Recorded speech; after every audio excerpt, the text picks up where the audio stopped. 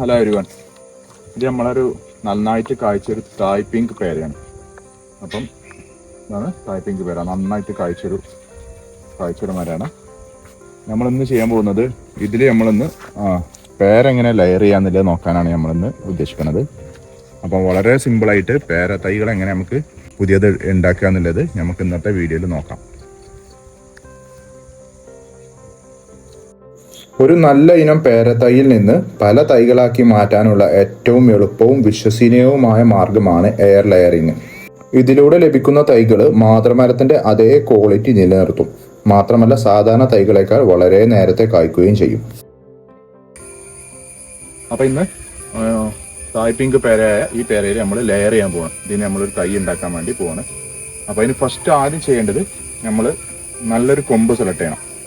എന്ന് വെച്ചാൽ മിനിമം 6 മാസം പ്രായമുള്ള ഒരു പെൻസിലിന്റെ വലുപ്പത്തിലൊക്കെ ഉള്ള ഒരു കൊമ്പ് സെലക്ട് ചെയ്യാം. നമ്മളിപ്പം സെലക്ട് ചെയ്തത് ഈ ഒരു കൊമ്പാണ്. ഇവിടെ വെച്ചാണ് നമ്മൾ ഇന്ന് ലെയർ ചെയ്യാൻ പോകുന്നത്. അപ്പോൾ ഇതിൽ ലെയർ ചെയ്യുമ്പോൾ നമ്മൾ ഫസ്റ്റ് ചെയ്യേണ്ടത് ഏകദേശം ഒരു 1.5 ഇഞ്ച് വീതിയിൽ ഇത് കട്ട് ചെയ്തെടുക്കണം. ഇതിന്റെ തൊലി കംപ്ലീറ്റ് കട്ട് ചെയ്തെടുക്കണം. 1.5-2 ഇഞ്ച് വരെയൊക്കെ വരാൻ പറ്റും. മാക്സിമം 2 ഇഞ്ച് വരെ നമുക്ക് ഇതിൻ്റെ തൊലി കംപ്ലീറ്റ് കട്ട് ചെയ്തെടുക്കാം. കൊമ്പ് സെലക്ട് ചെയ്യുമ്പോൾ ഒരുപാട് ഇളം കൊമ്പെടുത്താലും ശരിയാകില്ല. അതുപോലെ വളരെ പഴക്കമുള്ള കട്ടിയുള്ള കൊമ്പും ഒഴിവാക്കണം. ഏകദേശം 6 മാസമെങ്കിലും പ്രായമുള്ള നല്ല ആരോഗ്യത്തോടെ വളരുന്ന ഒരു കൊമ്പ് തിരഞ്ഞെടുത്താൽ ലെയറിംഗ് വിജയിക്കാൻ വളരെ സാധ്യതയുണ്ട്. ഇവിടെ തൊലി നീക്കം ചെയ്ത ഭാഗത്ത് വേണമെങ്കിൽ ഒരു റൂട്ടിംഗ് ഹോർമോൺ പുരട്ടാം. ഇത് വേരുകൾ കുറച്ചും കൂടി വേഗത്തിൽ രൂപപ്പെടാനും സഹായിക്കും.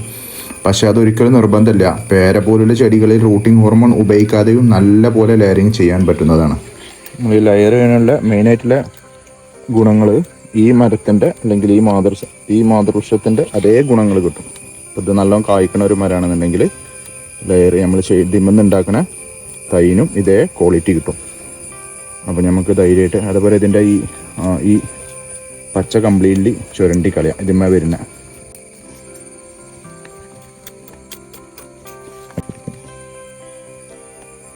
ഈ തൊലി ഉണ്ടാവാനേ പാടില്ല. തൊലി വന്നാൽ പിന്നെ അത് വരില്ല. ഈ തൊലിയുടെ അടിയിലുള്ള ഈ പച്ച നിറത്തിലുള്ള കാമ്പ്യം പാളി കംപ്ലീറ്റ്ലി ചുരണ്ടിക്കരയണം. അത് വളരെ പ്രധാനപ്പെട്ട ഒരു കാര്യമാണ്. അതല്ല എന്നുണ്ടെങ്കിൽ ഈ മുറിവ് വീണ്ടും ഒട്ടിച്ചേരും. ലെയറിങ് വിജയിക്കാനുള്ള സാധ്യത കുറയും. ഓക്കെ,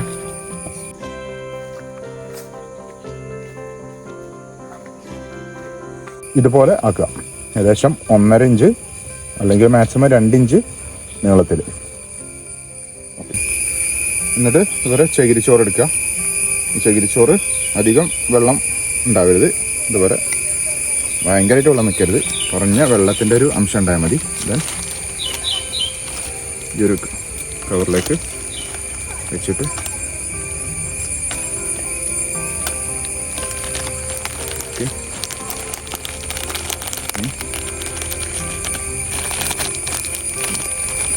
കവർ കൊണ്ട് നന്നായി ഈ കവറിൽ വെച്ചിട്ട് നന്നായിട്ട് ടൈറ്റാക്കാം.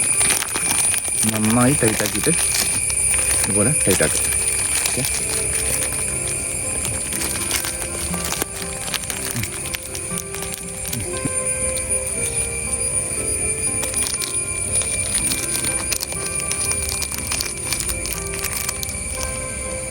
ശേഷം ഇത് നന്നായിട്ട് കെട്ടുക. ഇതിലേക്ക് എയർ കടക്കാത്ത രീതിയിൽ നന്നായിട്ട് ലോക്ക് ചെയ്യാം.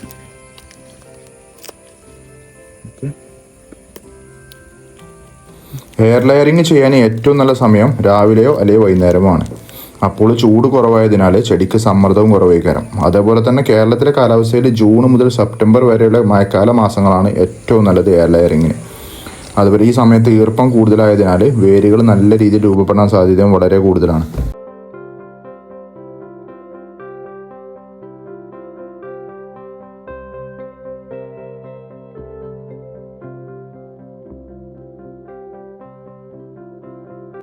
പ്രത്യേക ഉപകരണങ്ങളോ വലിയ ചെലവോ ഇല്ലാതെ വീട്ടിൽ തന്നെ എളുപ്പത്തിൽ ചെയ്യാൻ കഴിയുന്ന ഒരു പ്രജനന രീതിയാണ് ലെയറിങ്.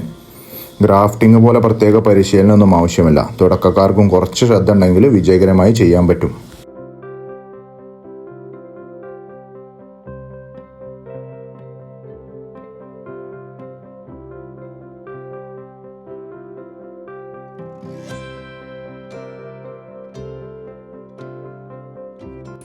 ഇതിന് വളരെ സിമ്പിൾ മെത്തേഡായിട്ടുള്ളൊരു ഇതുണ്ട്. ഇതിനൊരു പ്ലാസ്റ്റിക്കിൻ്റെ ഒരു ഫ്ലിപ്കാർട്ടിലൊക്കെ അവൈലബിലിറ്റി ഉണ്ട്.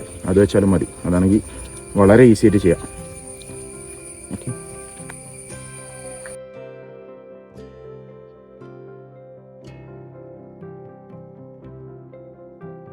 ഇനി ഒരു മാസം കഴിഞ്ഞാൽ, ഏകദേശം ഒരു മാസം 30 to 45 ദിവസത്തിൻ്റെ ഉള്ളിൽ ഇതിൻ്റെ വേര് ഇതിൻ്റെ ഉള്ളിൽ വ്യക്തമായിട്ട് വരുന്നുണ്ടെന്ന് നോക്കുക. ഇതിൽ വേര് നിറഞ്ഞു കഴിഞ്ഞാൽ അതിനുശേഷം ഇവിടുന്ന് കട്ട് ചെയ്തിട്ട് നമുക്ക് വേറൊരു ഗ്രോ ബാഗിലോ അതുപോലെ ചട്ടിയിലോ വെച്ചിട്ട് ഒരു 15 ദിവസം തണുപ്പുള്ള സ്ഥലത്ത്, വെയിലില്ലാത്ത സ്ഥലത്ത് വെക്കുക. ദെൻ പുതിയ തളിർപ്പ് വരുന്നുണ്ടോ നോക്കുക. ഈ 15 ദിവസം കഴിഞ്ഞാൽ പുതിയ തളിർപ്പ് വരും. അതിനുശേഷം അത് വെയിലത്തേക്ക് മാറ്റി വെക്കാം. ഇത്രയേ ഉള്ളൂ. വെരി സിമ്പിൾ മെത്തേഡാണ്. നമുക്ക് ആർക്കും വീട്ടിൽ ചെയ്യാൻ പറ്റിയൊരു മെത്തേഡും കൂടിയാണ്. നമുക്ക് നല്ലോണം കായ്ക്കുന്ന തൈകളൊക്കെ ഉണ്ടെങ്കിൽ അത് നമുക്ക് തന്നെ അതിൽ നിന്നെടുത്ത് നമ്മളെ കുടുംബക്കാർക്കും ഫ്രണ്ട്സാർക്കൊക്കെ ഉണ്ടാക്കി കൊടുക്കാനും പറ്റും. അതാണ് ഇതിൻ്റെ മെയിനായിട്ടുള്ള ഗുണങ്ങൾ.